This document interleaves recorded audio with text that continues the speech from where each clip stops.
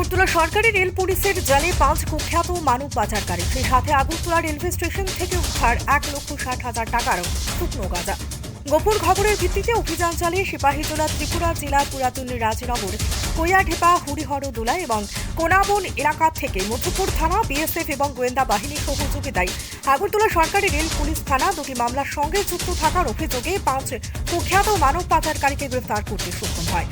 ধৃতরা হলো জয়ন্ত দাস, বয়স 30, বাড়ি সিপাহীজলা জেলার কৈয়াঢেপা এলাকায়; সমীর দাস, বয়স 38, বাড়ি উত্তর কৈয়াঢেপা এলাকায়; জাকির হোসাইন, বয়স 35, বাড়ি পুরাতন রাজনগর এলাকায়; মবিন মিয়া, বয়স 34, বাড়ি পুরাতন রাজনগর এলাকায় এবং গৌরচাঁদ দেবনাথ, বাড়ি উত্তর কৈয়াঢেপা এলাকায়।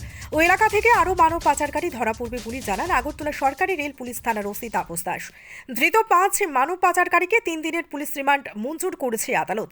সেই সাথে গোপন খবরের ভিত্তিতে আগরতলা রেলওয়ে স্টেশনে অভিযান চালিয়ে একটি কাঁধের ব্যাগ থেকে 5টি প্যাকেট থেকে মরুনো অবস্থায় 16 কেজি শুকনো গাঁজা উদ্ধার করেছে আগরতলা সরকারি রেল পুলিশ থানা, যার বাজার মূল্য 1,60,000 টাকা হবে বলে খবর।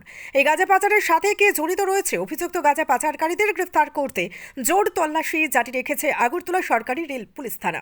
ত্রিপুরা থেকে বিক্রম কর্মকারের report, crime press Bengal news. কি অপরাধে এবং ওদের উপরে কি কেস দেওয়া হয়েছে যদি একটু বলেন। হ্যাঁ, অ্যাকচুয়ালি গতকালকে আমরা মোট 5 জন কে অ্যারেস্ট করি হরিহরদোলা বাজার থেকে। তো অ্যাকচুয়ালি তারা আমাদের এখানে 2টা কেস আছে যাতে তারা ইনভলভ আছে এবং বাংলাদেশের যারা আসছেন মানে অবৈধভাবে বর্ডার ক্রস করে আমাদের রেল স্টেশনে বহিরাজ্যে যাওয়ার চেষ্টা করছেন তাদেরকে হেল্প করতো। তো ওই সুবাদেই আমরা গতকালকে বিএসএফ এবং মধুপুর থানা এবং আমাদের যে সিস্টার এজেন্সি আছে সবাই মিলে আমরা গতকালকে 5 জনকে অ্যারেস্ট করেছি। তো আজকে আমরা ওনাদের মহামান্য আদালতে প্রেরণ করছি এবং ওখান থেকে তাদের প্রিলিমিনারি ইন্টারোগেশনে আরও নাম আসছে, আমরা দেখছি এগুলি খতিয়ে। তো যারাই ওইটার সঙ্গে যুক্ত থাকবে আমরা অবশ্যই তাদের আইনের আওতায় আনব।